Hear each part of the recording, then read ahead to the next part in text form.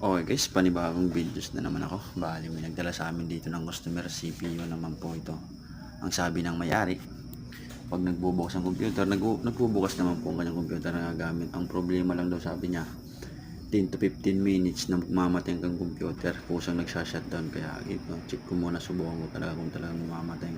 Pag binuksan ngayon, nagbukas naman ang kanyang computer. Kaya obserbahan ko muna kung talagang mamamatay ba talaga. At di nga nagtagal ito, bigla itong nag-shutdown. Mga 10 minutes pa lang namatay siya ulit. Sabi ko, sa mga ganitong problema ng computer, check nyo muna ang buong ng system kung anong problema. Bali tinanggal ko na dito yung power supply, chinik ko, goods naman siya, gumagana naman po. Kaya lang napansin ko dito, umiinit yung processor niya. Kaya sabi ko, kaya ito na mama nagsha-shutdown, naiinitan kasi ang processor niya, nakukulangan ng natuyuan ng thermal piece. Kaya ang ginawa ko dito, pinalitan ko lang ito ng thermal piece. At yun na nga, nagbukas naman at nagboot, nag-ayos naman, tuloy-tuloy na.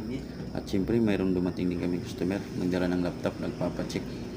Sabi sa akin, medyo mabagal daw, kaya sinabay ko na dito. Pero balik tayo dito sa desktop.